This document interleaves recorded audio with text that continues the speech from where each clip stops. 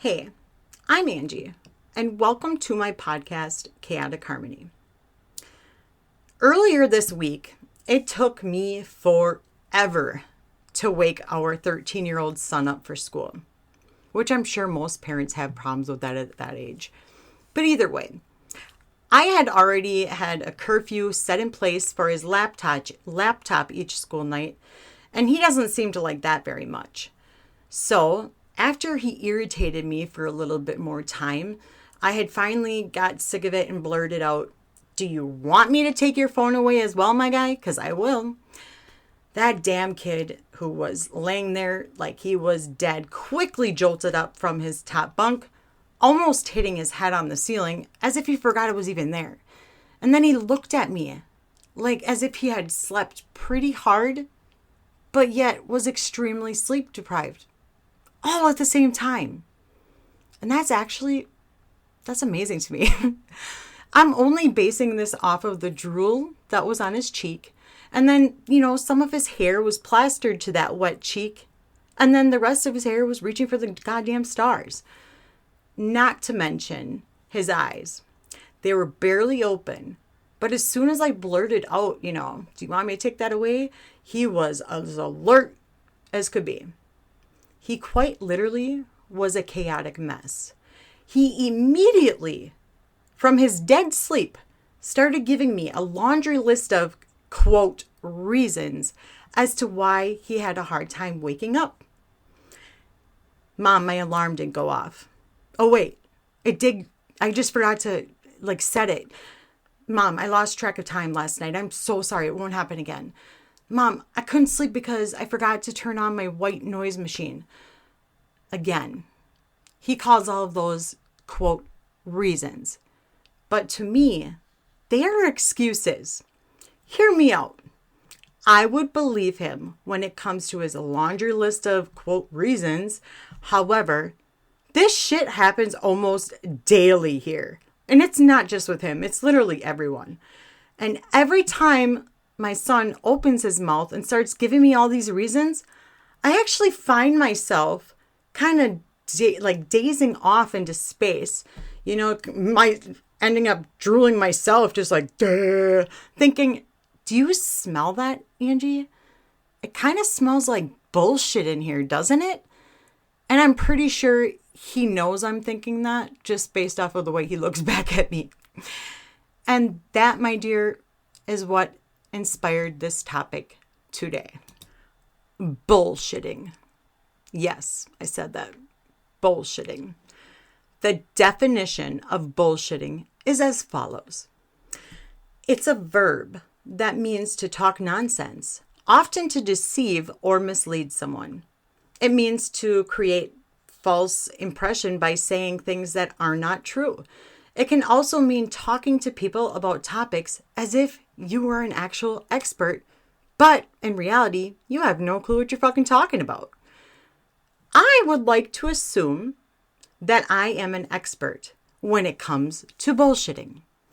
I spent almost my entire life, better yet, dedicated my entire life to studying people, watching and learning their body language and facial expressions, studying the way they act when they are being told a story and how they act when they're being lied to or just straight up lying themselves.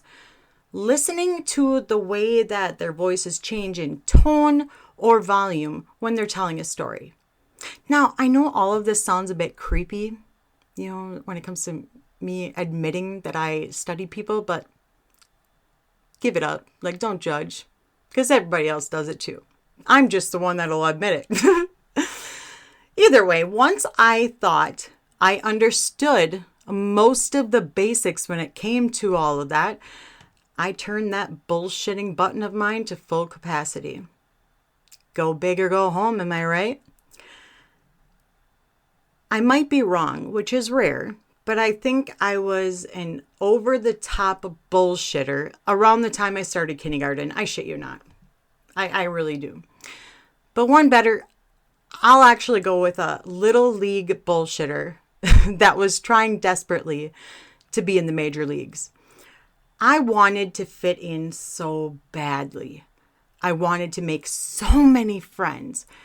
And the only way I saw that happening was by bullshitting. Now, mind you, at 5 years old, I really didn't know what bullshitting meant. I just knew that, hey, people like me if I tell them a fake story, you know? According to my kindergarten self, my family lived in a mansion, had an amazing outdoor pool, and a huge TV in my living room and a TV in every other room.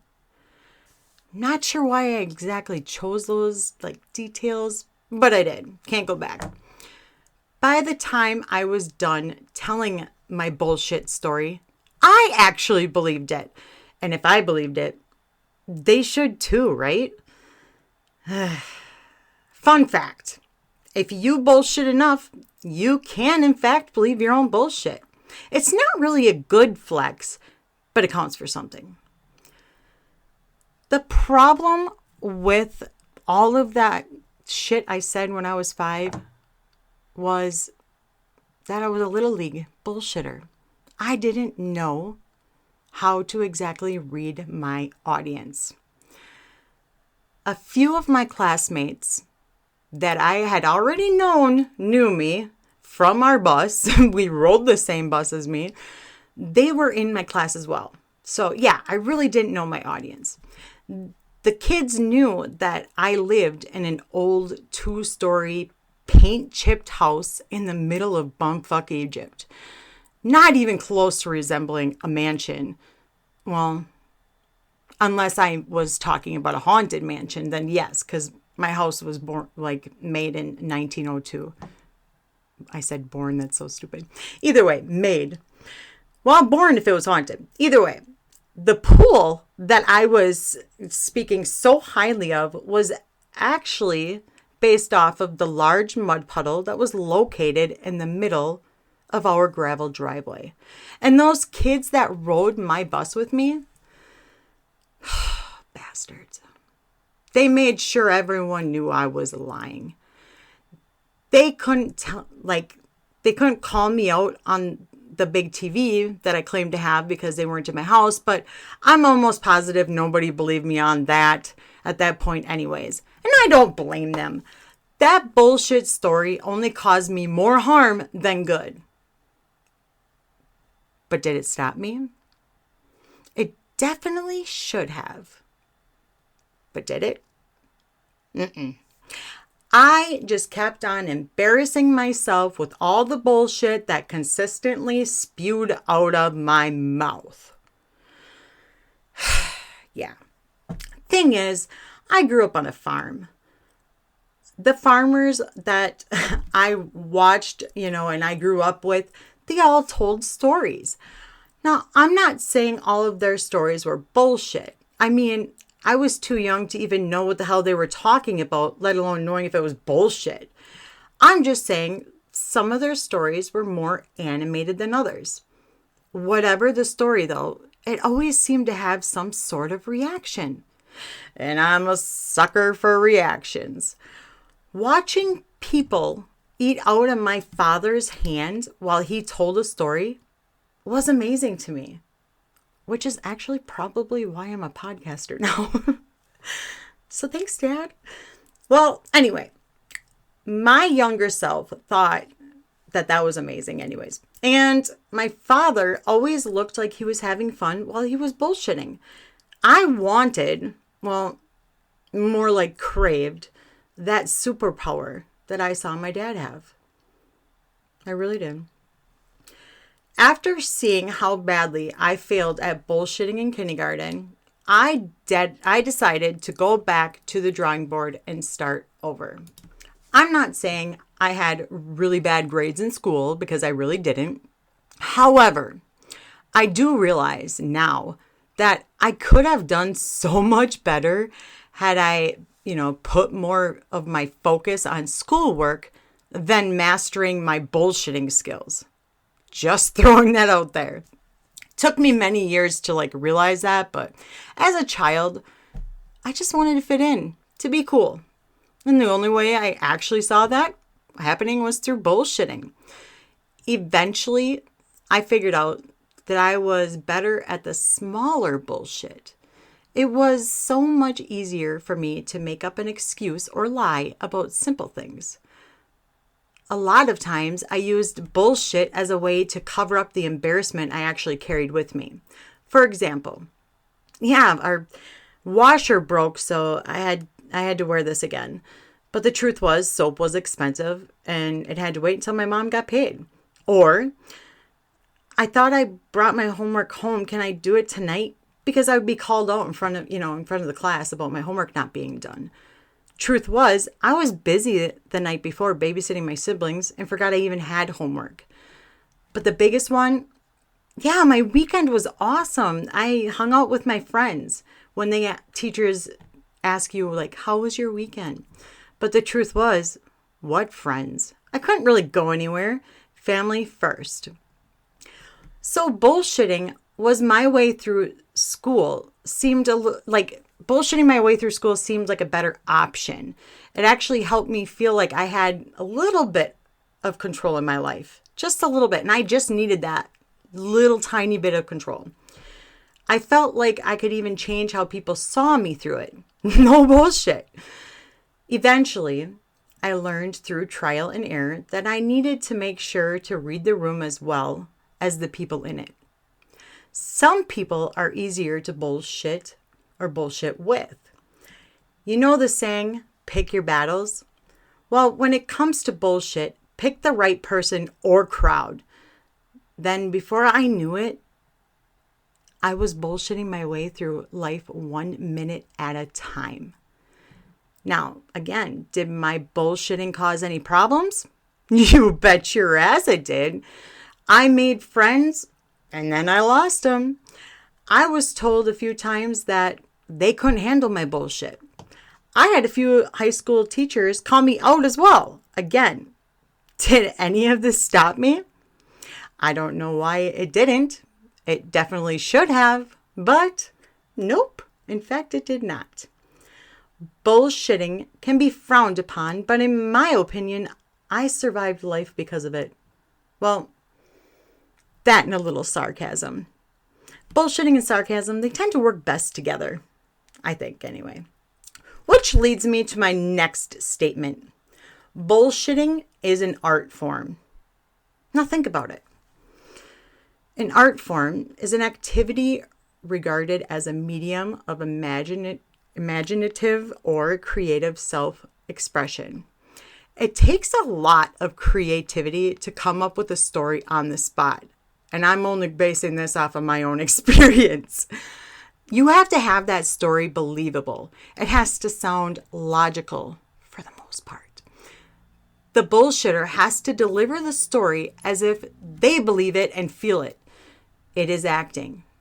It is indeed an art form, according to me. Fun fact. If you have someone look at you and say, I can't tell if you're bullshitting me or not, then you, my dear, have mastered the art of bullshitting. A few weeks ago, I was talking to my husband, Tony, about how we needed to go on a date. I knew that we really didn't have the funds, but there was no harm in asking or begging him anyways. Tony sarcastically said that if I wanted to go on a date, then I needed to get our son, Matthew, to pay for it. He was joking, of course, but I took that challenge on. There is nothing more fun in this world than fucking with people, in my eyes. And, at least that's what I think anyways. I want to pause here and just state that I never actually expected our son to pay for anything, let alone a date with my husband. I just wanted to see if Matthew would actually fall for my story. Okay? So, there. Now back to the story. Once I stopped laughing at the idea that I knew I just had to see out and see how gullible my son was, I knew it was bad. It was a bad idea. But, how bad?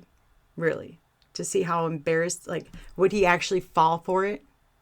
Probably. So let's see how gullible he actually is, I didn't give myself much time to think through all of the details, as that's the way a bullshitter is supposed to be anyway. Like what I would say or not say to him, which makes this story even better. Okay?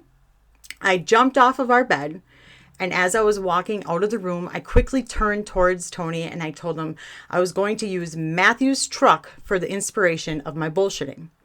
Now, I needed something that would tug on Matthew's heartstrings. And that blue, rusted up, unregistered truck of his that's sitting in our yard was the perfect bait. If I'm going to sit here and claim to be an excellent bullshitter, then I'd better prove myself. Am I right? So I marched out of our bedroom on a mission. Matthew was sitting in the living room quietly, surprisingly quietly, watching TV. His eyes began to follow me while I entered the room and sat down. He looked like he was trying to read my emotions, like, is mom pissed? Is she sad? What the hell is she doing? But at the same time, Matthew always has that weird duh look. Anyway, so I tried like hell to stay serious. I didn't show him any major facial expressions, nothing. I was not giving him any clues. I needed this, whatever this was going to be, to feel real. And once my ass touched that chair directly across from him, my bullshitting went into overdrive. I began to tell Matthew that he owed Tony $200. Of course, Matthew looked at me all puzzled, so I calmly told him why. Making sure that all of my breaths were taken, at the correct time. I didn't want to make it seem like I was joking. I had to just be chill and in the moment. Some guy down the road from us, I told Matthew, and I gave him a description of what the person looked like, what the person was wearing, where the person went, and where he came back from. I needed Matthew to have as many details as possible. So I told him that guy went up to Tony when he was outside and told him that if he didn't pay him $200 in cash, then he was going to report Matthew's truck to the town. His truck has no plates or registration, and Matthew drove it around the block a few times, and this guy knew it. So, yeah, he needed that $200 or Matthew's truck was gone. I continued on by telling Matthew that Tony didn't want the truck taken away, so he paid the guy's bribe of $200. You see, I didn't know if this story was going to stick, if it was going to work. Shit, I didn't even know what the story was going to be until it all came out of my damn mouth. But I will say that as soon as my story started, I saw Matthew's posture and facial expression change. He was eating this story up. I had Matthew eating out of the palm of my hand. I am not sure if I truly did deliver an amazing story or if it is actually just Matthew in general, but whatever. The story stuck. He went from laying down, looking super chill, to sitting up with his arms resting on his knees, mouth wide open in shock as I'm telling this story. His face looked irritated and flushed. All of me, literally all of me, wanted to yell out, "I'm just bullshitting you!" But I didn't. Instead, I finished the story because that's what experts do. And also, I was just dedicated.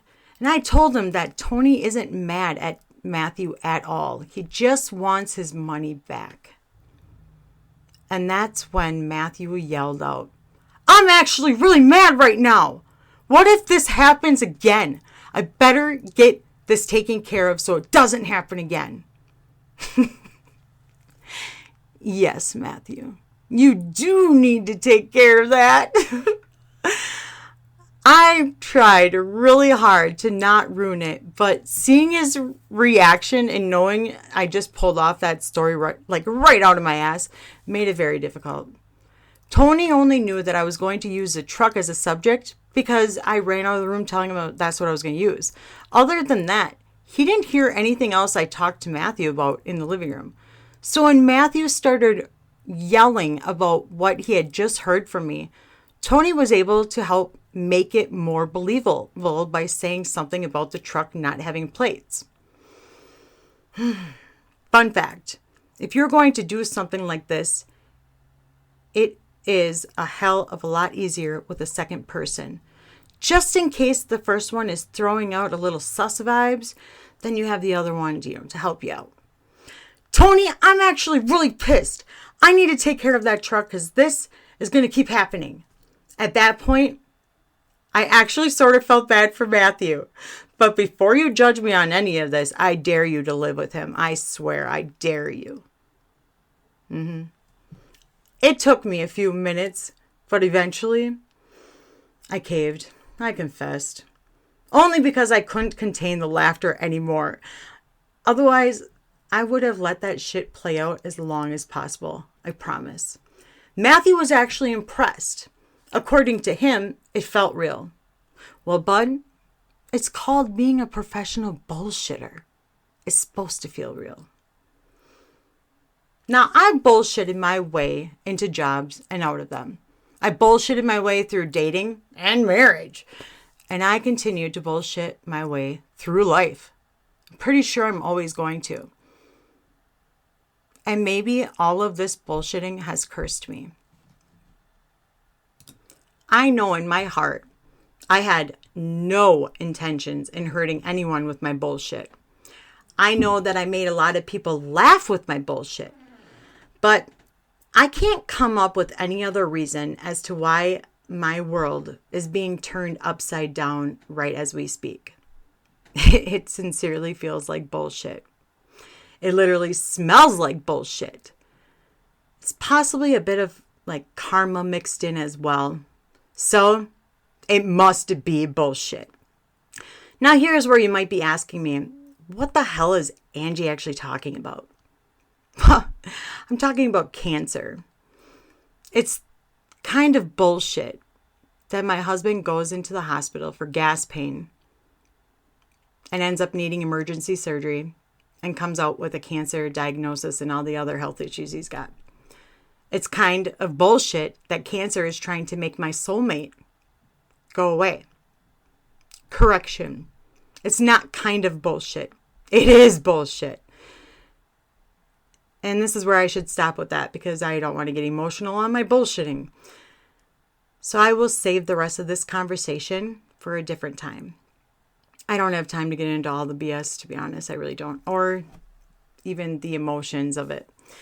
I got to get back to pretending that I'm actually fine. I got to bullshit people into believing that I am just peachy. And all of that is actually kind of bullshit. And too much for me to handle today. Thank you for tuning in and listening to me ramble on and on about a bunch of bullshit. I'm not even sure if it even made sense, but that's okay. Because this is my therapy. You can find my podcast on just about every podcast platform or on Facebook. Go check out my page and give her a like. If you would like to support my journey and also I have a Give, Send, Go for my husband's treatments. All you got to do is click on the support the show link or the link that is on my Facebook page for supporting the Schultz family. I sincerely appreciate all of you. Now, I got to go out there and embrace the weird and make normal feel boring for me, okay? Do that. Bye.